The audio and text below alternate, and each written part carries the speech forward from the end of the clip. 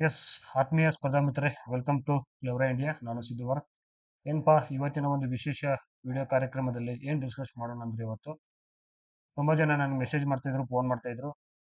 ಏನಿದು ಸರ್, ಈಗ assistant professor ಯಾವಾಗ ಕಾನ್ಫರ್ಮ್ ಆಗುತ್ತೆ, ಮತ್ತೆ ಯಾವ ಸಬ್ಜೆಕ್ಟ್ ಯಾವ ಬುಕ್ಸ್ಗಳು ಓದಬೇಕು ಅಂತ ತುಂಬ ಜನ ಕೇಳ್ತಿದ್ರು ನನ್ನ. ಹಾಗಾಗಿ ಇದ್ರ ಸಂಬಂಧಿಸಿದಂತೆ ಒಂದು ವಿಡಿಯೋ ಮಾಡ್ಬೇಕಂತ ಇವತ್ತು ಬಂದಿದ್ದೀನಿ. ವಿಶೇಷವಾಗಿ ಇವತ್ತಿನ ಒಂದು ಈ ಅಸಿಸ್ಟೆಂಟ್ ಪ್ರೊಫೆಸರ್ ನೇಮಕಾತಿಗೆ ಸಂಬಂಧಿಸಿದಂತೆ ಸಿಲೆಬಸ್ ಕುರಿತಾಗಿ ನಾನು ಮಾತಾಡ್ತೀನಿ ಇಲ್ಲಿ. ಏನು ಸಿಲೆಬಸ್ ಕುರಿತಾಗಿ? ಹೌದು, ಯಾವ ಬುಕ್ಸ್ ಓದಿದ್ರೆ ನಮ್ಗೆ ಹೆಲ್ಪ್ಫುಲ್ ಆಗುತ್ತೆ, ಮತ್ತು ಯಾವ ಬುಕ್ಸ್ಗಳನ್ನು ಯಾವ ಥರ ಓದ್ಕೋಬೇಕು ಅನ್ನೋದನ್ನ ಹೆಲ್ಪ್ ಆಗುತ್ತೆ.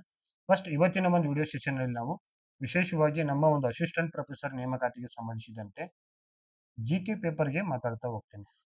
ಯಾಕಂದರೆ ಜಿ ಕೆ ಪೇಪರಲ್ಲಿ ನಾವು 50 ಮಾರ್ಕ್ಸ್ಗಳನ್ನು ನೋಡ್ತೀವಿ. ಎಷ್ಟು? 50 ಮಾರ್ಕ್ಸ್ಗಳನ್ನು. ಹಾಗೆ 50 MCQ ರೂಪದಲ್ಲಿರ್ತಕ್ಕಂಥ ಪ್ರಶ್ನೆಗಳಿಗೆ ನಾವು ಉತ್ತರಿಸಬೇಕಾಗುತ್ತೆ ಇಲ್ಲಿ. ಹಾಗೆ ಮತ್ತೆ ಇನ್ನೊಂದು ಏನಂದ್ರೆ ಇಲ್ಲಿ ನೆಗೆಟಿವ್ ಇರುತ್ತೆ. ಇದು ನಿಮ್ಗೆ ತಲೆಯಲ್ಲಿ ಇರಲಿ, ನೆಗೆಟಿವ್ ಇರುತ್ತೆ. ಇಲ್ಲಿ ನೆಗೆಟಿವ್ ಇರುತ್ತೆ. ಇದು ಎಷ್ಟು? 0.25 ಇರುತ್ತೆ. ಇಷ್ಟು ನೆಗೆಟಿವ್ ಇರ್ತಕ್ಕಂಥ ವಿಚಾರ ನೋಡ್ತೀವಿ. ಹೌದು, ನನಗೆ ನಿನ್ನೆ ಒಬ್ರು ಕಾಲ್ ಮಾಡಿದ್ರು ಮತ್ತು ಮೆಸೇಜ್ ಕೂಡ ಮಾಡಿದ್ರು. ಅವರ ಐ ಥಿಂಕ್ ಮೂಲತಃವಾಗಿ ಕೃಷ್ಣದೇವರಾಯ ಯೂನಿವರ್ಸಿಟಿಯಲ್ಲಿ ಕಾಮರ್ಸ್ ಸಬ್ಜೆಕ್ಟ್ ಸಂಬಂಧಪಟ್ಟಂಗೆ ರಿಸರ್ಚ್ ಸ್ಕಾಲರ್ ಆಗಿ ವರ್ಕ್ ಮಾಡ್ತಿದ್ದಾರೆ. ಮೀನ್ಸ್ PhD ಮಾಡ್ತಿದ್ದಾರೆ. PhD ಮಾಡ್ತಿದ್ದಾರೆ ಅವರು ಪ್ರಿಯಾಂಕಾ ಮೇಡಮ್ ಅಂತ. ಅವರು ನನಗೆ ಕೇಳಿದ್ರು, ಸರ್ ಈಗ ಲಾಸ್ಟ್ ಟೈಮ್ ನೀವು ಅಸಿಸ್ಟೆಂಟ್ ಪ್ರೊಫೆಸರ್ ಬರ್ತಿದ್ರಿ, ಬಟ್ ಜಿ ಕೆದಾಗ ಚೆನ್ನಾಗಿ ಮಾರ್ಕ್ಸ್ ತೆಗೆದ್ರಿ, ಮತ್ತು ನಾವು ಯಾವ ಬುಕ್ಸ್ ಓದ್ಬೇಕು ಸರ್? ಈಗ ಸ್ಟಾರ್ಟಿಂಗ್ ಅಲ್ಲಿ ನಾವು ಇವಾಗ. ಬಟ್ ಅವರು ಪ್ರಿಯಾಂಕಾ ಮೇಡಮ್ ಅವರು JRF ಕ್ಲಿಯರ್ ಮಾಡಿದ್ದಾರೆ, ಮತ್ತು ನೆಟ್ ಸೆಟ್ ಎಲ್ಲ ಆಲ್ಮೋಸ್ಟ್ ಆಗಿದೆ. ಅವ್ರಿಗೆ ಎಕ್ಸ್ಪೀರಿಯನ್ಸ್ ಕೂಡ ತುಂಬ ಚೆನ್ನಾಗಿದೆ ಕಾಮರ್ಸ್ ಸಬ್ಜೆಕ್ಟಲ್ಲಿ. ಬಟ್ ಅವ್ರು ಏನು ಕೇಳ್ತಿದ್ರು ಅಂದರೆ, ಸರ್ ನನಗೆ ಈ 50 ಮಾರ್ಕ್ಸ್ಗೆ ಯಾವ ಥರ ಕ್ರ್ಯಾಕ್ ಮಾಡಬೇಕು, ಮತ್ತು ಇದನ್ನ ಯಾವ ಥರ ಓದ್ಕೋಬೇಕು, ಇಲ್ಲಿರ್ತಕ್ಕಂಥ ಮಾರ್ಕ್ಸ್ಗಳ ಸಂಖ್ಯೆ ನಾವು ಯಾವ ಥರ ಇನ್ಕ್ರೀಸ್ ಮಾಡ್ಕೋಬೇಕಿಲ್ಲಿ? ಯಾಕಂದರೆ ಒಬ್ಬ ಕಾಮನ್ ಆಗಿ ಒಬ್ಬ ವ್ಯಕ್ತಿ ಯಾವುದೇ ಒಂದು ಪರೀಕ್ಷೆಯಲ್ಲಿ ನೋಡಿ, ಈಗ 100 ಮಾರ್ಕ್ಸ್ಗೆ ಒಂದು ಕ್ವಶನ್ ಇದ್ರೆ ಅದನ್ನ ಮ್ಯಾಕ್ಸಿಮಮ್ 60ರಿಂದ 70% ಮಾತ್ರ ಸ್ಕೋರ್ ಮಾಡ್ಬೋದು. ಇಲ್ಲಿ 80% ಸ್ಕೋರ್ ಮಾಡೋಕ್ಕಾಗಲ್ಲ. ಯಾಕಂದ್ರೆ ಅದು ಅಲ್ಲಿರ್ತಕ್ಕಂಥ ಪ್ರೆಸೆನ್ಸ್ ಆಫ್ ಸಿಚುವೇಶನು, ಮತ್ತು ಪ್ರೆಸೆನ್ಸ್ ಆಫ್ ಮೈಂಡ್ ಸೆಟ್ಟು, ಮತ್ತು ಅಲ್ಲಿರ್ತಕ್ಕಂಥ ಪ್ರೆಷರು. ಹಾಗಾಗಿ ನಮ್ಮಲ್ಲಿರ್ತಕ್ಕಂಥ ಒಂದು ಏನದು ಪ್ರಿಪ್ರೇಷನ್ ಮಟ್ಟ ತುಂಬಾ ಬದಲಾವಣೆಗಳಾಗ್ತಿರ್ತಾವ. ಹಾಗಾಗಿ ನಾನು ಇಲ್ಲಿ ಯಾಕೆ ನಿಮ್ಗೆ ಹೇಳ್ತಾ ಇದ್ನಂದ್ರೆ, ನಮ್ಗೆ ಇಲ್ಲಿ ಇರೋದು 50 ಮಾರ್ಕ್ಸು. ಬಟ್ ಇದು 50 ಮಾರ್ಕ್ಸ್ ಯಾವ ಥರ ಇರುತ್ತೆ ಅಂದರೆ, ನಮ್ಮ ಅಪಾಯಿಂಟ್ಮೆಂಟಿಗೆ ಏನೋ ನಾವು ಸೆಲೆಕ್ಟ್ ಆಗಬೇಕಿರ್ತಕ್ಕಂಥ ಮಾರ್ಕ್ಸೇ ಇದು 50 ಮಾರ್ಕ್ಸು. ಯಾಕಂದರೆ ಸಬ್ಜೆಕ್ಟಲ್ಲಿ 250 ಮಾರ್ಕ್ಸ್ ಇರುತ್ತೆ. ಎಷ್ಟು? 250 ಮಾರ್ಕ್ಸು. ಈ ಮಾರ್ಕ್ಸಲ್ಲಿ ಆಲ್ಮೋಸ್ಟ್ ಅಲ್ಲಿ ಎಲ್ಲ ಸಬ್ಜೆಕ್ಟ್ದವ್ರು ಏನು ಮಾಡ್ತಾರೆ ಅಂದರೆ, ಇಲ್ಲಿ ಹೆಚ್ಚಿನ ಮಾರ್ಕ್ಸ್ ಇರುತ್ತೆ, ಇದ್ರ ಮೇಲೆ ನಾವು ಫೋಕಸ್ ಮಾಡಿಬಿಡೋಣ. ಹೌದಾ? ಫೋಕಸ್ ಮಾಡಿಬಿಡೋಣ. ನಾವೇನೀಗ 250 ಅಂದ್ರೆ 125 ಕ್ವಶನ್ಸ್ ಇರುತ್ತೆ. ಇಲ್ಲಿ 125 ಅಲ್ಲಿ ನಾವು ಅಟ್ಲೀಸ್ಟ್ ಒಂದು 100 ಕ್ವಶನ್ಸ್ ರೈಟ್ ಮಾಡಿಬಿಡೋಣ, ಇಲ್ಲೇ 200 ಮಾರ್ಕ್ಸ್ ಬರುತ್ತೆ ಅಂತೇಳಿ ಒಂದು ನಮ್ಮದು ಅನಿಸಿಕೆ ಇರುತ್ತೆ, ಮತ್ತು ನಾವು ಹಂಗೆ ಅನ್ಕೊಂಡ್ಬಿಟ್ಟಿರ್ತೀವಿ. But situation ಹಂಗಿರಲ್ಲ. ಯಾಕಂದ್ರೆ ನಾವು 250 ಮಾರ್ಕ್ಸಿಗೆ 125 ಕ್ವಶನ್ಸನ್ನ ಅಟೆಂಡ್ ಮಾಡಬೇಕಾಗಿರ್ತೈತಿ. ಬಟ್ ಥಿಂಗ್ ಏನಂದ್ರೆ, ಅಲ್ಲಿರ್ತಕ್ಕಂಥ ನಮ್ಗೆ ಅದು 3 ಗಂಟೆಗಳ ಕಾಲ ಎಕ್ಸಾಮ್ ಹಾಲಲ್ಲಿ ಇದ್ದಾಗ ಏನಾಗತ್ತಾರ ಪ್ರೆಷರ್ ಬರುತ್ತಾ. ಸೊ ಒಂದು ಕ್ಲಾರಿಫಿಕೇಶನ್ ಏನಂದ್ರೆ, ನಾವು ಎಲ್ಲಾ ಕ್ವಶನ್ಗೆ ಆನ್ಸರ್ ಮಾಡ್ತೀವಿ ಅನ್ನೋದು ನಮ್ದು ಭ್ರಮೆ. ಅದು ಬಟ್ ಆಗಲ್ಲ ಅದು. ಬಟ್ ಈ ಒಂದು 125 ಪ್ರಶ್ನೆಗಳಲ್ಲಿ ಸುಮಾರು ನಾವು 110 ಪ್ರಶ್ನೆಗಳಿಗೆ ಉತ್ತರಿಸುವ ಪ್ರಯತ್ನ ಮಾಡಬೇಕು. ಸೊ 110ರಲ್ಲಿ ನಾವು ಪ್ರಯತ್ನ ಮಾಡಿದ್ರೆ 110 ಪ್ರಶ್ನೆಗಳಿಗೆ ಪ್ರಯತ್ನ ಮಾಡಿದ್ರೆ ಅದರಲ್ಲಿ ಅಂದಾಜು 90 ಪ್ರಶ್ನೆಗಳು ಸರಿ ಹೋಗಿ, ಏನು 90 ಪ್ರಶ್ನೆಗಳು ರೈಟ್ ಆದ್ರೆ, ಏನು 90 ಪ್ರಶ್ನೆಗಳಿಗೆ ಸರಿ ಉತ್ತರ ಹಾಕಿದ್ರೆ ನೆಗೆಟಿವ್ ಒಂದು 10 ಮಾರ್ಕ್ಸ್ ತೆಗೆಯೋಣ. 10 ಕ್ವಶನ್ಸ್ಗಳನ್ನ ತೆಗೆಯೋಣ. ಫಸ್ಟ್ 10 ಕ್ವಶನ್ಸ್ಗಳನ್ನ ತೆಗೆದ್ರೆ ನಮ್ಗೆ ಉಳಿಯೋದೇನು 80 ಪ್ರಶ್ನೆಗಳು. 80 ಪ್ರಶ್ನೆಗೆ ಸರಿಯಾದ ಉತ್ತರ ಮಾಡಿದ್ರೆ ನಾವು 80 ಇಂಟು 2 ಮಾಡಿದ್ರೆ 160 ಮಾರ್ಕ್ಸ್ ಅನ್ನು ತೆಗಿತೀವಿ. ನೀವು 160 ಮಾರ್ಕ್ಸ್ ತೆಗೆದ್ರೆ ನೀವು GKಯಲ್ಲಿ 0 ಮಾರ್ಕ್ಸ್ ತೆಗೆದ್ರು ಅಪಾಯಿಂಟ್ ಆಗ್ತೀರಿ. ಬಟ್ ಥಿಂಗ್ ಏನಂದ್ರೆ, ನಾವು 100 ಮಾರ್ಕ್ಸ್ ತೆಗಿಯೋಕ್ಕಾಗಲ್ಲ. ಅಲ್ಲಿ ತುಂಬಾ ಕಷ್ಟದ ಪ್ರಶ್ನೆಗಳಿರ್ತಾವ. ಆ ಸಿಚುವೇಶನ್ ಹ್ಯಾಂಡಲ್ ಮಾಡಕ್ ಆಗ್ತಿರಂಗಿಲ್ಲ, ಕಷ್ಟ ಇರುತ್ತಲ್ಲಿ. ಸೊ ಹಾಗಾಗಿ ಇಲ್ಲಿ ಸಪೋರ್ಟಿವ್ ಆಗಿ ಈ 50 ಮಾರ್ಕ್ಸ್ಗಳ GK ಪೇಪರ್ ನಮ್ಗೆ ಹೆಲ್ಪ್ಫುಲ್ ಆಗತ್ತೆ. ಇಲ್ಲಿ GK ಮಾರ್ಕ್ಸ್ಗಳ ಒಂದು ಪ್ರಶ್ನೆ ಪತ್ರಿಕೆ ಪೇಪರ್ 1 ಏನಿದ್ರೆ ಅದು ಹೆಲ್ಪ್ಫುಲ್ ಆಗುತ್ತೆ. ಸೊ ಹಾಗಾಗಿ ನಾವಿಲ್ಲಿ GKಯಲ್ಲಿ ಎಷ್ಟು 50 ಪ್ರಶ್ನೆಗೆ ಸುಮಾರು 35 ಪ್ರಶ್ನೆಗಳನ್ನ ಸರಿ ಉತ್ತರ ಮಾಡ್ಬೇಕಿಲ್ಲಿ. 35 ಪ್ರಶ್ನೆಗಳನ್ನ ಸರಿ ಉತ್ತರ ಮಾಡಿದ್ರೆ ನಮಗೆ 35 ಮಾರ್ಕ್ಸ್ಗಳು ಪಕ್ಕಾ ಬರುತ್ತೆ. ಬಟ್ ಇಲ್ಲಿ ಏನಂದ್ರೆ 45 ಪ್ರಶ್ನೆಗಳು ಅಟೆಂಡ್ ಮಾಡ್ಬೇಕು ನಾವು.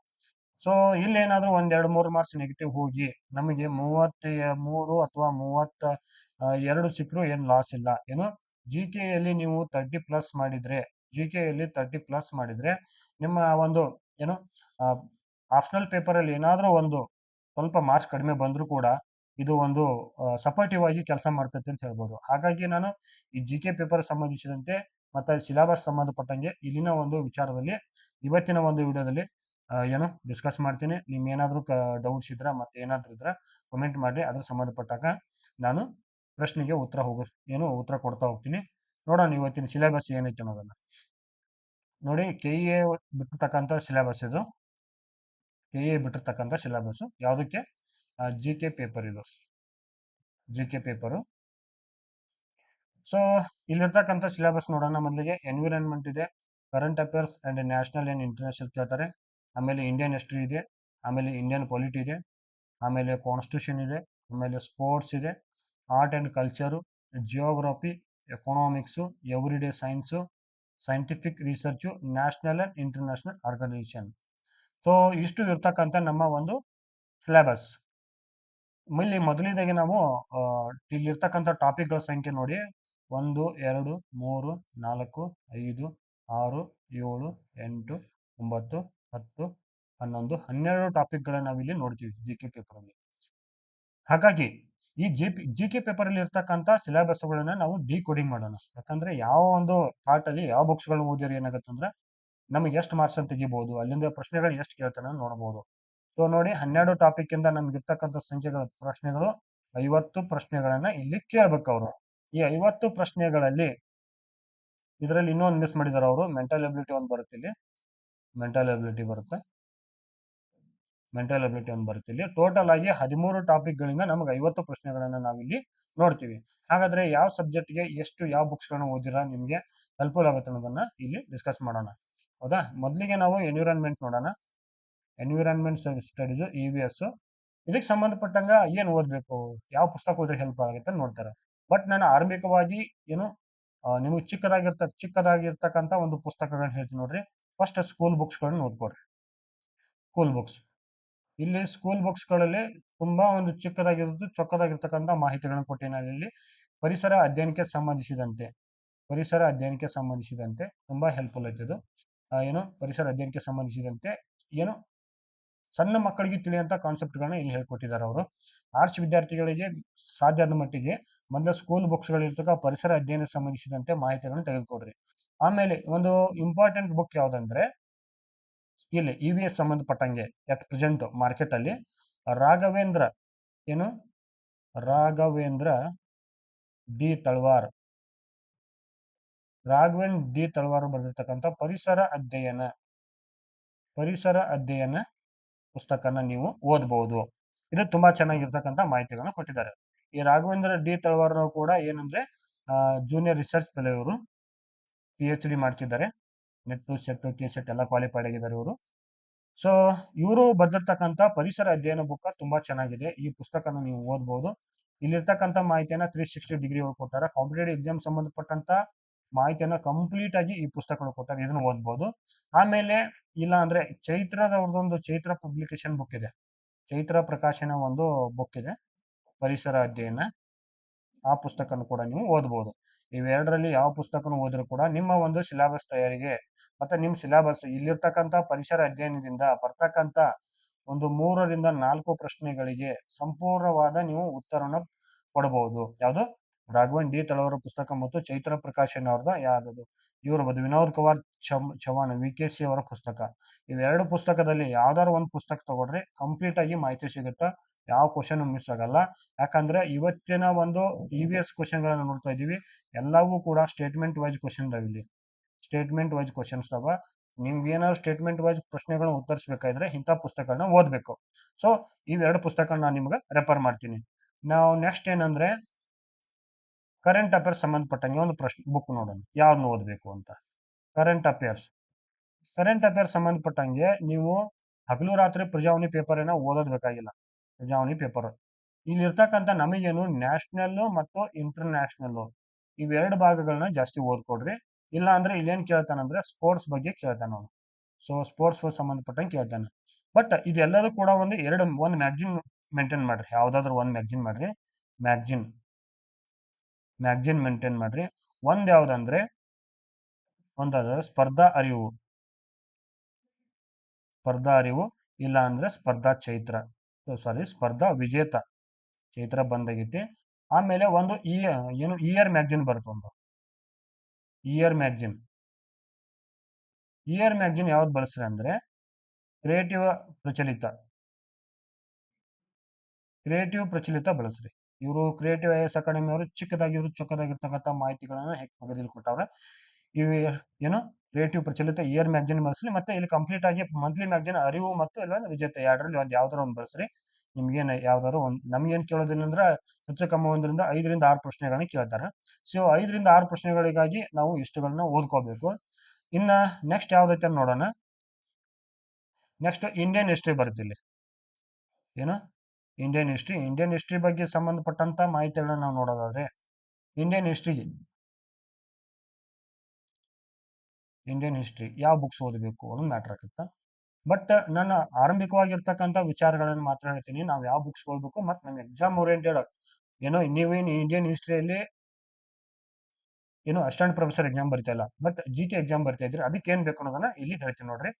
GK 6 to 12 ಏನು 6ರಿಂದ 12ನೇ ತರಗತಿವರೆಗಿನ ಸಮಾಜ ವಿಜ್ಞಾನ ಪುಸ್ತಕನ ಓದ್ಕೊಡ್ರಿ.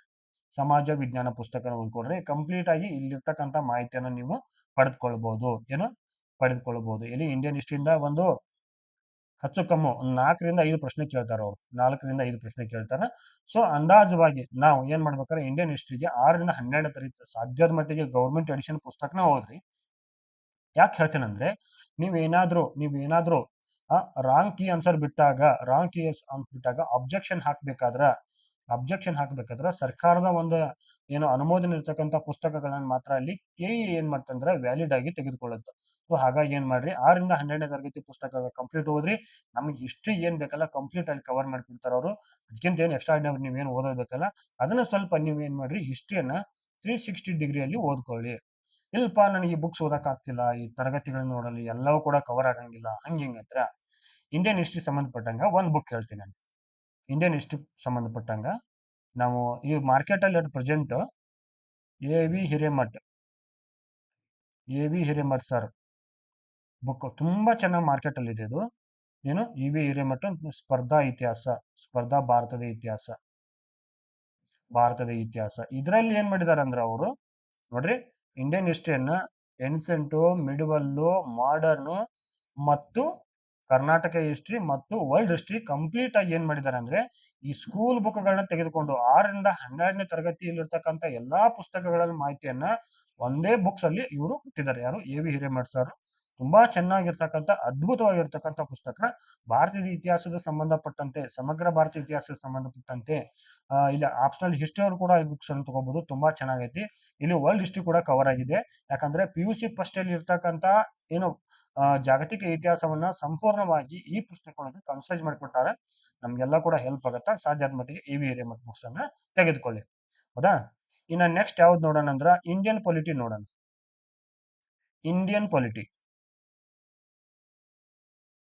ಇಂಡಿಯನ್ ಪೊಲಿಟಿ ಅಥವಾ ಇಂಡಿಯನ್ ಕಾನ್ಸ್ಟಿಟ್ಯೂಷನ್. ನಮ್ಗೆ ಇಲ್ಲಿ ಕಾನ್ಸ್ಟಿಟ್ಯೂಷನ್ ಅಂತ ಕೇಳೋಣ. ಹೌದು, ಇದಕ್ಕೆ ಯಾವ್ದು ಓದಬೇಕು ಅಂತ ಪ್ರಶ್ನೆ ಆಗತ್ತಾ. ನೋಡ್ರಿ ಒಂದು ವಿಚಾರ ಹೇಳ್ತೀನಿ ನೋಡ್ರಿ. PUC first year and second year books ಗಳನ್ನ ಮಾತ್ರ ಓದ್ಕೊಡ್ರಿ. ಇಲ್ಲೇನು ಆಳವಾಗಿ ಏನು ಪ್ರಶ್ನೆ ಕೇಳಲ್ಲ ಅವ್ರು. ನಮ್ಗೆ ಒಂದು ಕೇಳ್ತಾನೆ ಏನಪ್ಪಾ ಅಂದ್ರೆ ನಮ್ಮ ಎಜುಕೇಶನ್ ಸಂಬಂಧಪಟ್ಟಂಗೆ ಇಲ್ಲಿ ಪ್ರಶ್ನೆ ಕೇಳ್ತಾರ. ಅವರು ಏನ್ ಕೇಳ್ತಾರ ಅಂದ್ರೆ 86ನೇ ತಿದ್ದುಪಡಿ ಕೇಳ್ತಾರೆ. ನಮ್ಗೆ ಇಲ್ಲಿ 86ನೇ ತಿದ್ದುಪಡಿಯನ್ನ ಕೇಳ್ತಾರೆ.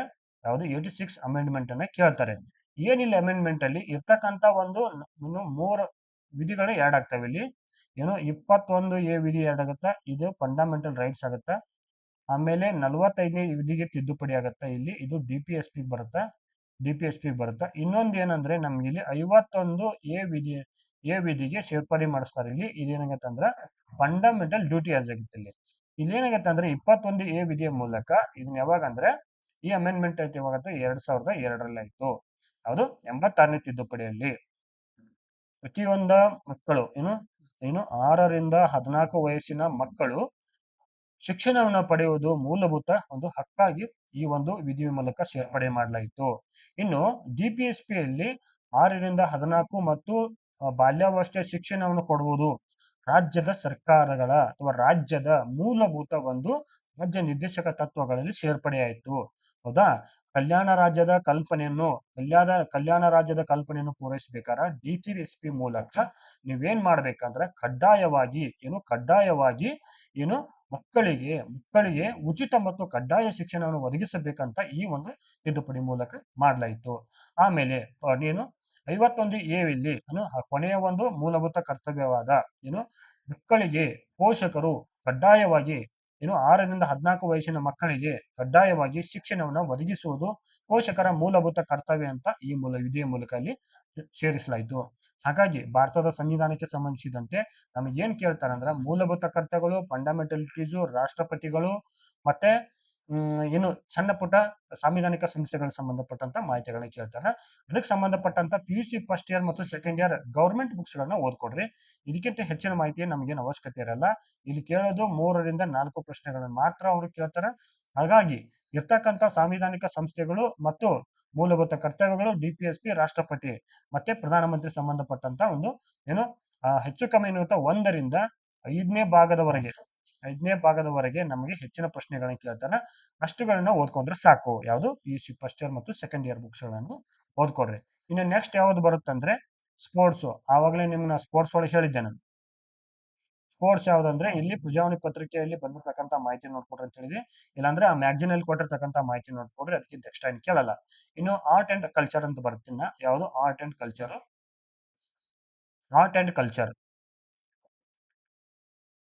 ಆರ್ಟ್, ಕಲೆ ಮತ್ತು ವಾಸ್ತುಶಿಲ್ಪ.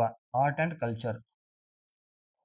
ಕಲ್ಚರ್ ಅಲ್ಲಿ ಏನಾಗುತ್ತೆ ಅಂದ್ರ ಇಲ್ಲಿ ಏನ್ ಕೇಳ್ತಾನೆ ಅಂದ್ರೆ ಅವನು ಇಂಡಿಯನ್ ಹಿಸ್ಟ್ರಿಗೆ ಸಂಬಂಧಪಟ್ಟಂತ ಒಂದು ಕಲೆ ಮತ್ತು ವಾಸ್ತುಶಿಲ್ಪಗಳನ್ನ ಕೇಳ್ತಾನೆ. ಯಾವ್ದಂದ್ರೆ ವಿಶೇಷವಾಗಿ ಯುನೆಸ್ಕೋ ವಿಶ್ವ ಪಾರಂಪರಿಕ ತಾಣಗಳ ಸಂಬಂಧಿಸಿದಂತೆ ಮಾಹಿತಿಗಳನ್ನ ಕೇಳ್ತಾರೆ ಅವರು. ಸೊ ಕರ್ನಾಟಕದಲ್ಲಿ ಇರ್ತಕ್ಕಂಥ ವಿಶ್ವ ಪಾರಂಪರಿಕ ಸ್ಥಾನಗಳ ಸಂಖ್ಯೆ ಎಷ್ಟು? 4. ಒಂದ್ ಯಾವ್ದಂದ್ರೆ ಹಂಪಿ, ಇನ್ನೊಂದು ಪಶ್ಚಿಮ ಘಟ್ಟಗಳು, ಆಮೇಲೆ ಯುನೆಸ್ಕೋ ವರ್ಲ್ಡ್ ಪಶ್ಚಿಮ ಘಟ್ಟಗಳು, ಮತ್ತೆ ಈ ಹೊಯ್ಸಳರ ಒಂದು ಕಲಾ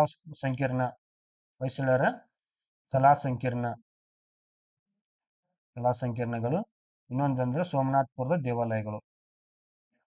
ಸೊ ಏನಂದ್ರೆ ಈ ತರ ಯುನೆಸ್ಕೋ ವರ್ಲ್ಡ್ ಹೆರಿಟೇಜ್ ಸೈಟ್ಗಳು ಮತ್ತೆ ಪ್ರಮುಖವಾಗಿರ್ತಕ್ಕಂಥ ರಾಷ್ಟ್ರದಲ್ಲಿರ್ತಕ್ಕಂಥ ಪ್ರಮುಖ ತಾಣಗಳನ್ನ ಯಾವ್ದಂದ್ರೆ ಉದಾಹರಣೆಗೆ ಅಜಂತ, ಎಲ್ಲೋರ ಇಂಥ ಒಂದು ಪ್ರಮುಖ ಗುಹೆಗಳನ್ನ ಕೇಳ್ತಾರ, ಬಾದಾಮಿ ಗುಹೆಗಳನ್ನ ಕೇಳ್ತಾರ.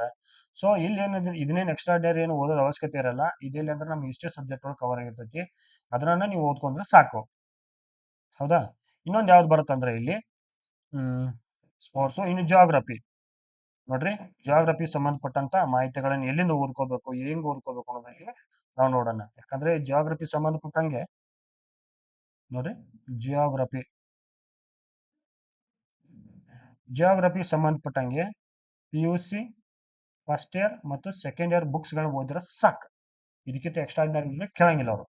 ಇಲ್ಲಿ ಏನ್ ಕೇಳ್ತಾ ಅಂದ್ರೆ PUC ಫಸ್ಟ್ ಇಯರ್ ಒಳಗೆ ನಾವೆಂದು ಕಾನ್ಸೆಪ್ಟ್ ಆಫ್ ಜಿಯೋಗ್ರಫಿ ನೋಡ್ತೀವಿ. ಕಾನ್ಸೆಪ್ಟ್ ಆಫ್ ಜಿಯೋಗ್ರಫಿ ನೋಡ್ತೀವಿ. ಅಂದ್ರೆ ಭೂಗೋಳ ಶಾಸ್ತ್ರದ ಪರಿಕಲ್ಪನೆ, ಭೂಮಿ ಹೆಂಗೈತಿ, ಮತ್ತೆ ಸೂರ್ಯನ ಸ್ಥಾನಮಾನ ಏನೈತಿ, ಗ್ರಹಗಳು ಎಷ್ಟಿದಾವ, ಭೂಮಿಯ ಅಂತರಾಳದಲ್ಲಿ ಯಾವ ಒಂದು ಇವು ಸಿಗ್ತಾವ, ಖನಿಜಗಳು ಸಿಗ್ತಾವ, ಮತ್ತ ಭೂಕಂಪಗಳು ಹೆಂಗ್ ಸಂಭವಿಸ್ತಾವ, ಮತ್ತು ಜ್ವಾಲಾಮುಖಿಗಳು ಹೆಂಗ್ ಸಂಭವಿಸ್ತಾವ, ಈ ಕಂಪ್ಲೀಟ್ ಆಗಿರ್ತಕ್ಕಂಥ ಚಿತ್ರಣವನ್ನ PUC ಫಸ್ಟ್ ಇಯರ್ ಕರ್ನಾಟಕ ಸರ್ಕಾರದ PUC ಫಸ್ಟ್ ಇಯರ್ ಬುಕ್ ಒಳಗ ದಿ ಬೆಸ್ಟ್ ಕೊಟ್ಬಿಟ್ಟಾರ. ಹಾಗಾಗಿ PUC ಫಸ್ಟ್ ಇಯರ್ ಇರ್ತಕ್ಕಂಥ ಕಾನ್ಸೆಪ್ಟ್ ಆಫ್ ಜಿಯೋಗ್ರಫಿ ಬುಕ್ ಅನ್ನ ಓದ್ಕೊಳ್ರಿ. ಅಲ್ಲಿರ್ತಕ್ಕಂಥ ಮಾಹಿತಿ ಮಿಸ್ ಆಗಂಗಿಲ್ಲ. ಇನ್ನು PUC ಸೆಕೆಂಡ್ ಇಯರ್ ಬುಕ್ ದಲ್ಲಿ ಏನಾಗುತ್ತೆ ಅಂದ್ರೆ ಇಂಡಿಯನ್ ಜಿಯೋಗ್ರಫಿ ಕವರ್ ಐತಿ. ಇಲ್ಲಿ ಮತ್ತೆ ಇದ್ರ ಜೊತೆ ಹ್ಯೂಮನ್ ಜಿಯೋಗ್ರಫಿ ಕೂಡ ಕವರ್ ಐತೆ.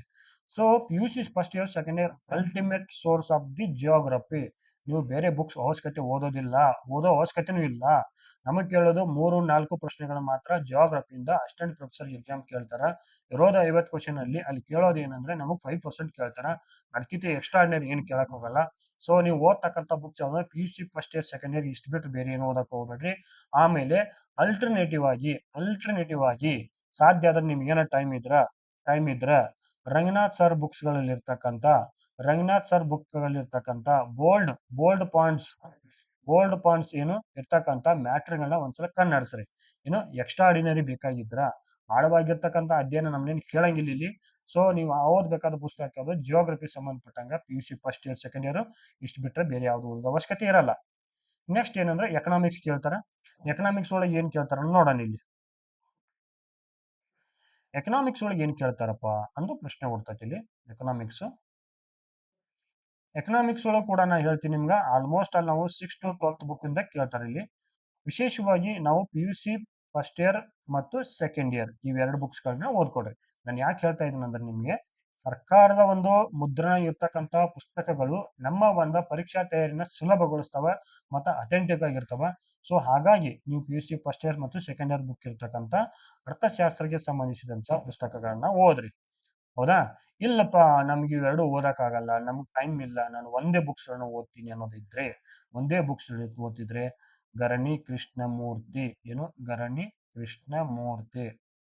ಗರಣಿ ಕೃಷ್ಣಮೂರ್ತಿ ಅವರದ ಭಾರತದ ಅರ್ಥವ್ಯವಸ್ಥೆ ಅಂತ ಪುಸ್ತಕ ಐತಿ.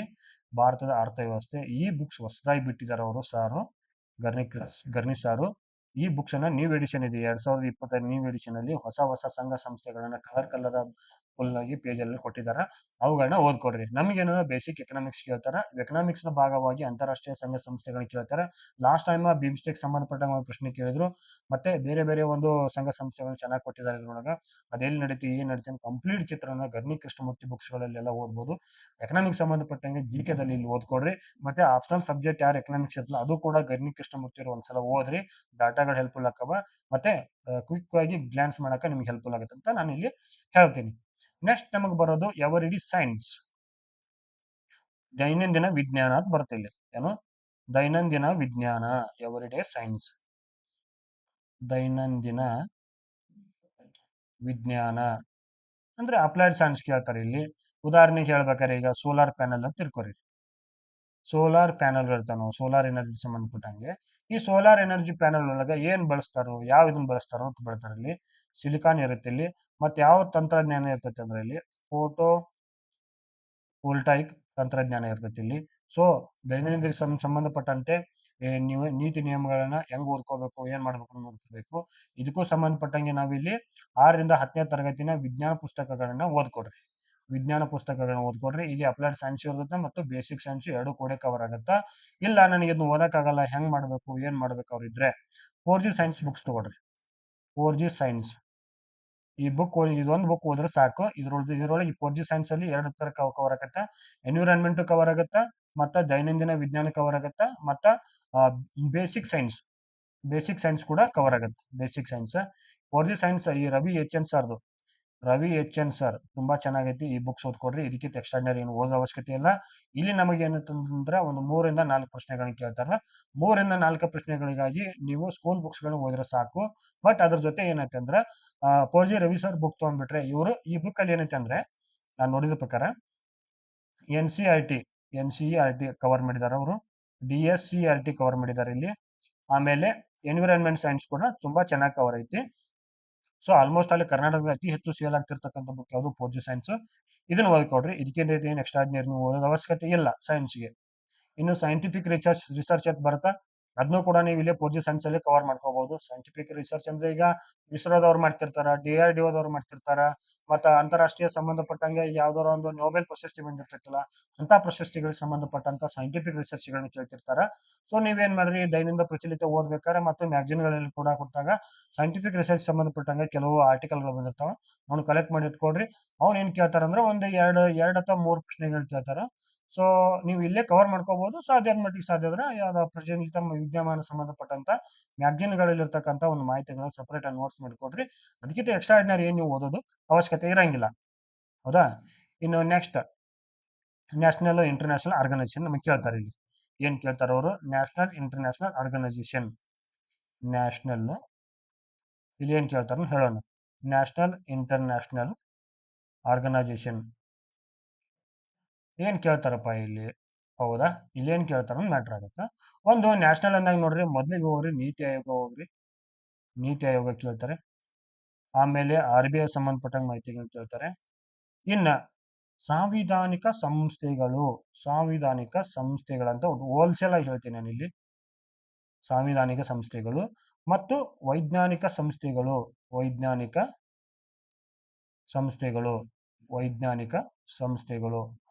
ಹೌದಾ, ವೈಜ್ಞಾನಿಕ ಸಂಸ್ಥೆಗಳು. ಆ ವೈಜ್ಞಾನಿಕ ಸಂಸ್ಥೆಗಳಂದಾಗಿ ನಾವು ಯಾವ್ದು ನೋಡ್ತೀವಿ ಅಂದ್ರೆ, ಒಂದು ಇಸ್ರೋ ನೋಡ್ತೀವಿ, ಇನ್ನೊಂದು ಯಾವ್ದು ನೋಡ್ತೀವಿ ಅಂದ್ರೆ DRDO ನೋಡ್ತೀವಿ. ಇನ್ನು ಇಲ್ಲಿ ಇನ್ನೊಂದು ಯಾವ್ದಂದ್ರೆ ಇಲ್ಲಿಗೆ ಶೈಕ್ಷಣಿಕ ಸಂಸ್ಥೆಗಳನ್ನು ನೋಡೋಣ. ಇಲ್ಲಿ ಶೈಕ್ಷಣಿಕ ಸಂಸ್ಥೆಗಳು. ಹೌದು, ಇಲ್ಲಿ ಶೈಕ್ಷಣಿಕ ಸಂಸ್ಥೆಗಳು ಅಂದ್ರೆ ಯಾವುವು? ಒಂದ್ ಯಾವ್ದು ಬರುತ್ತೆ ಇಲ್ಲಿ? UGC ಬರುತ್ತೆ, ಆಮೇಲೆ ನ್ಯಾಕ್ ಕಮಿಟಿ ಬರುತ್ತೆ ಎಜುಕೇಶನ್ ಸಂಬಂಧಪಟ್ಟಂಗೆ, ಆಮೇಲೆ ಇದು ಬರುತ್ತೆ ಇಲ್ಲಿ ಯಾವುದು NCERT ಬರುತ್ತೆ, ಆಮೇಲೆ CBSE ಬರುತ್ತೆ. ಸೊ ಹಿಂಗ ಉದಾಹರಣೆ ಕೊಡ್ತಾ ಇದ್ದೀನಿ ಅಷ್ಟೇ ನಾನು. ಆಮೇಲೆ ಮಿನಿಸ್ಟ್ರಿ ಆಫ್ HRD ಯಾವುದು? ಶಿಕ್ಷಣ ಸಚಿವಾಲಯ, ಶಿಕ್ಷಣ ಸಚಿವಾಲಯ ಇಲ್ಲಿ ಕಿತ್ತುಕೋಬೇಕಿದೆ ನಾವು. ಶಿಕ್ಷಣ ಸಚಿವಾಲಯ, ಕೇಂದ್ರ ಮತ್ತು ರಾಜ್ಯ ಶಿಕ್ಷಣ ಸಚಿವಾಲಯಗಳಿಗೆ ಸಂಬಂಧಪಟ್ಟಂತ ಮಾಹಿತಿಗಳು ಇಲ್ಲಿ ಕೇಳ್ತಿರ್ತಾರೆ. ಸೊ ಇಷ್ಟು ನಮಗ ಪ್ರಮುಖವಾಗಿ ನಾವು ಉದಾಹರಣೆಗಳು ಹೇಳ್ತಾ ಇದ್ದೀನಿ. ಮತ್ತು ರಾಜ್ಯ ಮತ್ತು ದೇಶದಲ್ಲಿರ್ತಕ್ಕ ಪ್ರಮುಖವಾದ ಸಂಘ ಸಂಸ್ಥೆಗಳಿಗೆ ಸಂಬಂಧಪಟ್ಟಂತ ಚಿಕ್ಕ ನೋಟ್ಸ್ ಮಾಡ್ಕೊಡ್ರಿ. ಇಲ್ಲಾಂದ್ರೆ ಯಾವುದೋ ಒಂದು ನೂತನ್ GK ಬುಕ್ ಇದೆ, ಅದು ನೂತನ್ GK. ಈ ನೂತನ್ GK ಬುಕ್ ಒಳಗೆ ಕಂಪ್ಲೀಟ್ ಆಗಿ ಕೊಟ್ಟಾರ, ಅದನ್ನ ನೋಡ್ಕೊಡ್ರಿ ಸಾಕು. ಆಮೇಲೆ ಇಂಟರ್ನ್ಯಾಷನಲ್ ಆರ್ಗನೈಸೇಷನ್ ಸಂಬಂಧಪಟ್ಟಂಗೆ, ಏನು international organisation IO, international organisation ಅಂದ್ರೆ ಇಲ್ಲಿ ಯಾವ್ದು ಬರುತ್ತೆ ಅಂದ್ರೆ, ಒಂದು UNO ಬರುತ್ತೆ ವಿಶ್ವಸಂಸ್ಥೆ ಒಳಗೆ, ಮತ್ತು ವಿಶ್ವಸಂಸ್ಥೆಯ ಎಲ್ಲಾ ಅಂಗಸಂಸ್ಥೆಗಳ ಬಗ್ಗೆ ಮಾಹಿತಿ ಕೇಳ್ರಿ. ಅಂಗಸಂಸ್ಥೆಗಳ ಅಂಗಸಂಸ್ಥೆಗಳು ಅಂಗಸಂಸ್ಥೆಗಳು ಅಂದ್ರೆ ಯಾವ ಬರ್ತಾವ ಅಂದ್ರೆ, ಇಲ್ಲಿ ವರ್ಲ್ಡ್ ಬ್ಯಾಂಕ್ ಬರುತ್ತೆ, ಯುನೆಸ್ಕೋ ಬರುತ್ತೆ, ಆಮೇಲೆ WTO ಬರುತ್ತೆ, ಆಮೇಲೆ UN ಎಕೋಸೋಕ್ ಅಂತ ಬರುತ್ತೆ ಇಲ್ಲಿ, UN ಎಕೋಸೋಕ್. ಇಂಥ ಒಂದು ಸಂಘ ಸಂಸ್ಥೆಗಳನ್ನು ನೋಡ್ಕೊಡ್ರಿ. ಮತ್ತೆ ಇಲ್ಲಿ ಇಂಟರ್ನ್ಯಾಷನಲ್ ಆರ್ಗನೈಸೇಷನ್ ಸಂಬಂಧಪಟ್ಟಂಗೆ ಲಾಸ್ಟ್ ಟೈಮ್ ಒಂದು ಕ್ವಶನ್ ಕೇಳಿದ್ರು, ಅಂತಾರಾಷ್ಟ್ರೀಯ ಪೊಲೀಸ್ ಸಂಸ್ಥೆ ಎಲ್ಲ ಕೇಳಿದ್ರು. ಇಂಟರ್ನ್ಯಾಷನಲ್ ಪೊಲೀಸ್ ಆರ್ಗನೈಸೇಷನ್ ಬರ್ತಲ್ಲ, ಅಂತಾರಾಷ್ಟ್ರೀಯ ಪೊಲೀಸ್ ಸಂಸ್ಥೆ ಅಂಥವು ಒಂದು ಮಾಹಿತಿ ಕೇಳಿದ್ರು. ಸಂಘ ಸಂಸ್ಥೆ ಏನಾದ ಒಂದು ಇದರಲ್ಲಿ ಕೇಳಿದ್ರು, ಅದನ್ನ ಅದು ಪ್ರಶ್ನೆ ಬಂದಿತ್ತು ಲಾಸ್ಟ್ ಟೈಮ್. ಇದ್ರ ಜೊತೆ ಏನಾಯ್ತಂದ್ರೆ ILO ಬಗ್ಗೆ ಇದನ್ನ ತಿಳ್ಕೊಡ್ರಿ. ಮತ್ತು ಅಂತಾರಾಷ್ಟ್ರೀಯ ಮಟ್ಟದಲ್ಲಿ ಈ ಸೂಚ್ಯಂಕಗಳನ್ನ ಪ್ರಕಟಿಸುವ ಸಂಸ್ಥೆಗಳು, ಸೂಚ್ಯಂಕಗಳನ್ನು ಪ್ರಕಟಿಸುವ ಪ್ರಕಟಿಸುವ ಸಂಸ್ಥೆಗಳ ಸಂಬಂಧಪಟ್ಟಂತೆ ಮಾಹಿತಿಗಳನ್ನ ನೀವು ತಿಳ್ಕೋಬೇಕು. ಇಷ್ಟು ಏನು ಅಸಿಸ್ಟೆಂಟ್ ಪ್ರೊಫೆಸರ್ ಸಂಬಂಧಪಟ್ಟಂತ GK ಸಿಲೆಬಸ್ಗಳಲ್ಲಿ ಇರ್ತಕ್ಕಂಥ ಮಾಹಿತಿಗಳನ್ನ ನಾವಿಲ್ಲಿ ನೋಡಿದೀವಿ. ಇದಕ್ಕೆ ಸಂಬಂಧಪಟ್ಟಂತ ಕಂಪ್ಲೀಟ್ ಆಗಿ ಯಾವ ಪುಸ್ತಕ ಓದಬೇಕು, ಏನ್ ಮಾಡಬೇಕು, ಕಂಪ್ಲೀಟ್ ಮಾಹಿತಿ ನಿಮಗೆ ಇಲ್ಲಿ ಕೊಟ್ಟಿದ್ದೀನಿ. ಇನ್ನೇನಾದ್ರೂ ಎಕ್ಸ್ಟ್ರಾರ್ಡಿನರಿ ನಿಮಗೆ ಏನು ಬೇರೆ GK ಕ್ಲಾಸ್ಗಳು ಬೇಕಿದ್ರ, GK ಸೀರೀಸ್ ಬೇಕಾಗಿತ್ತರ, ಅದರ ಸಂಬಂಧಪಟ್ಟಂಗೆ ಏನಾದ್ರು ಮಾಹಿತಿ ಬೇಕಾಗಿತ್ತರ, ನೀವು ನನಗೆ ಕಮೆಂಟ್ ಮಾಡ್ರಿ. ಏನು ನೋಡ್ರಿ, ನಿನ್ನೆ ಒಬ್ರು ಸ್ನೇಹಿತರು ಕೇಳ್ತಾ ಇದ್ರು, ಹಂಗೆ ಅವರೇ ಹೇಳಿದ್ನಲ್ಲ, ಪ್ರಿಯಾಂಕಾ ಮೇಡಮ್ ಅವರು GK ಸಂಬಂಧಪಟ್ಟಂತ ಟೆಸ್ಟ್ ಸೀರೀಸ್ ಮಾಡ್ರಿ ಸರ್, ನಾವು ಟೆಸ್ಟ್ ಸೀರೀಸ್ಗೆ ಅಟೆಂಡ್ ಆಗ್ತೀವಿ. ಯಾಕಂದ್ರೆ ಸರಿಯಾದ ಮಾರ್ಗದರ್ಶನ ಇಲ್ಲ. ಅಟ್ಲೀಸ್ಟ್ ನೀವೊಂದು ನಮಗೆ 20 ಟೆಸ್ಟ್ ಕೊಟ್ರೆ, 20 ಟೆಸ್ಟ್ಗಳನ್ನ ಕೊಟ್ರೆ, ಈ ಟೆಸ್ಟ್ ಒಳಗೆ ಏನಾಗುತ್ತೆ ಅಂದ್ರೆ ಸ್ನೇಹಿತರೆ, ಇಲ್ಲಿ ಪ್ರತಿ ಟೆಸ್ಟಿಗೂ ಕೂಡ ನಾವು ಏನ್ ಮಾಡ್ತಿದ್ವಿ ಅಂದ್ರೆ ಸಿನಾಪ್ಸಿಸ್ ಅನ್ನು ಕೊಡ್ತಿರ್ತೀವಿ. ಇಲ್ಲಿ ಸಿನಾಪ್ಸಿಸ್ ಅಂದ್ರೆ ಏನು? ಕಂಪ್ಲೀಟ್ ಆಗಿ ಒಂದು ಪ್ರಶ್ನೆ ಇರುತ್ತೆ ಅನ್ಕೊಳ್ಳಿ. ಉದಾಹರಣೆಗೆ ಹೇಳ್ಬೇಕಂದ್ರೆ, ನೀತಿ ಆಯೋಗ ಯಾವ ವರ್ಷದಲ್ಲಿ ಸ್ಥಾಪನೆ ಆಯಿತು? ನೀತಿ ಆಯೋಗ ಯಾವ ಸ್ಥಾಪನೆ ಆಯಿತು? 2000 ನೋಡ್ರಿ, ನೀತಿ ಆಯೋಗ ಏನಾಗುತ್ತೆ ಅಂದ್ರೆ 2015ರಲ್ಲಿ ಸ್ಥಾಪನೆ ಆಗುತ್ತಾ ಅಂತ ಪ್ರಶ್ನೆ ಕೇಳ್ತಾರೆ. ಇದು ನೀತಿ ಆಯೋಗದ ಅಧ್ಯಕ್ಷ ಯಾರು, ನೀತಿ ಆಯೋಗದ ಒಂದು CEO ಯಾರು ಅಂತ ಪ್ರಶ್ನೆ ಕೇಳ್ತಾರೆ. ಅದಕ್ಕೆ ಸಂಬಂಧಪಟ್ಟಂಗೆ ಒಂದು ಪ್ರಶ್ನೆ ಐತೆ ಅನ್ಕೊಳ್ರಿ. ಇದು ನೀತಿ ಆಯೋಗ ಸಂಬಂಧಪಟ್ಟಂತೆ ನಾವು ಏನ್ ಮಾಡ್ತೀವಿ ಅಂದ್ರೆ, ಸಿನಾಪ್ಸಿಸ್ ಅಲ್ಲಿ ಕಂಪ್ಲೀಟ್ ಆದ ಯಾವಾಗ ಸ್ಥಾಪನೆ ಆಯಿತು? 2015ರಲ್ಲಿ. ಮತ್ತೆ ಅದರ ಅಧ್ಯಕ್ಷರು ಯಾರು ಅಂತ ಕೇಳ್ತಾರೆ. ಅವರು ಅಧ್ಯಕ್ಷರು ಯಾರು ಕೇಳ್ತಾರೆ? ಭಾರತದ ಪ್ರಧಾನಮಂತ್ರಿಗಳು ಇವರೇನಂತ ಪದನಿಮಿತ್ತವಾಗಿರ್ತಕ್ಕಂಥ ಅಧ್ಯಕ್ಷರು. ಮುಂದೆ CEO ಯಾರು ಇರ್ತಾರೋ, ಮತ್ತೆ ಇದರ ಕಾರ್ಯ ಏನು, ಮುಂದೆ ಇದರ ನೀತಿ ಆಯೋಗಕ್ಕಿಂತ ಮೊದಲು ಯಾವ್ದಿತ್ತು? ಯೋಜನಾ ಆಯೋಗ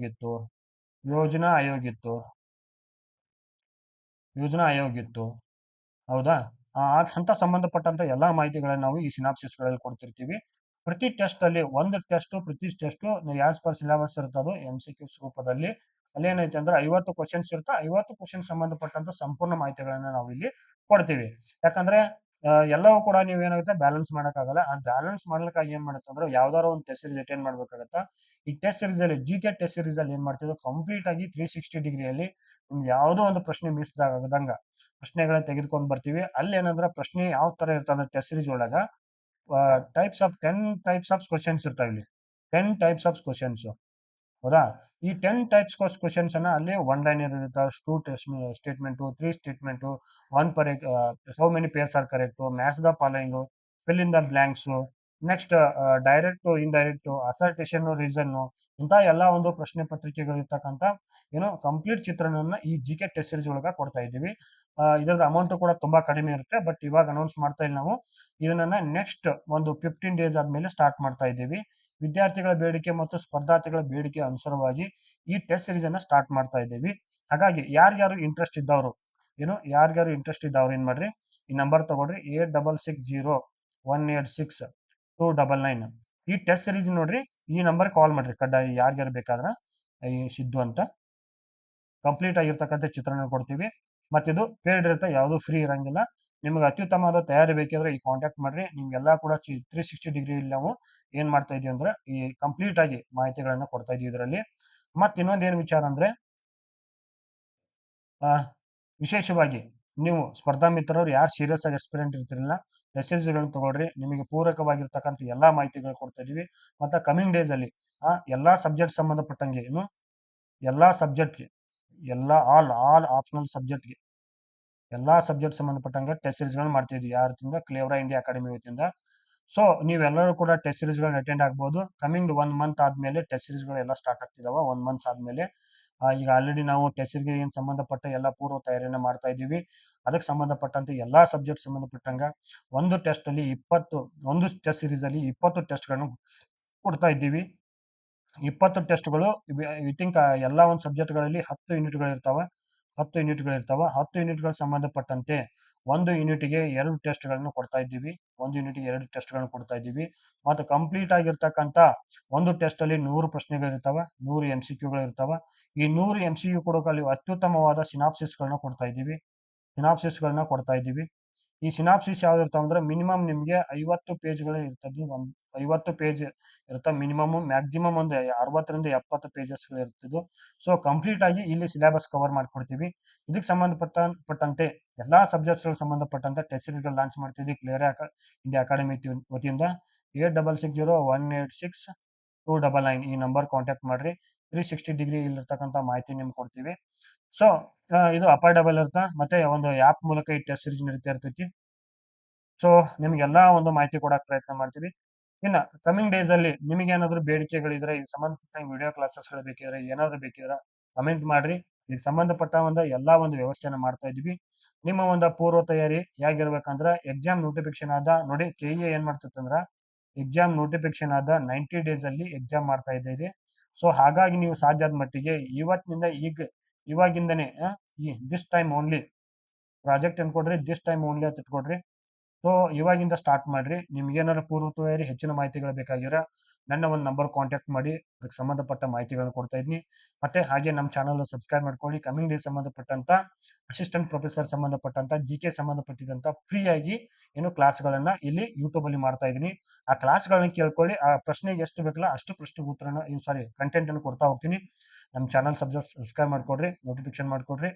ಮತ್ತೆ ಮುಂದಿನ ಒಂದು ವಿಡಿಯೋದಲ್ಲಿ ಸಿಗೋಣ. ನಾಳೆಯಿಂದ ಏನ್ ಮಾಡ್ತಾ ಅಂದ್ರೆ ಜಿಕೆ ಸಂಬಂಧಿಸಿದಂತೆ ಒಂದು ಕ್ಲಾಸ್ಗಳು ಹಾಕ್ತಾ ಇದೀನಿ. ಆ ವಿಡಿಯೋಗಳನ್ನ ನೋಡ್ತಾ ಇರಿ. ಮತ್ತೆ ಇದಕ್ಕೆ ಹಿಂದಿನ ಸಂಬಂಧಪಟ್ಟಂತ ಒಂದು ವಿಡಿಯೋ ಮಾಡಿದೀನಿ, ಅದನ್ನು ಕೂಡ ನೋಡಿ. ನಿಮ್ಮೆಲ್ಲರೂ ಕೂಡ ಧನ್ಯವಾದಗಳು. ಶುಭ ದಿನ. ಧನ್ಯವಾದಗಳು.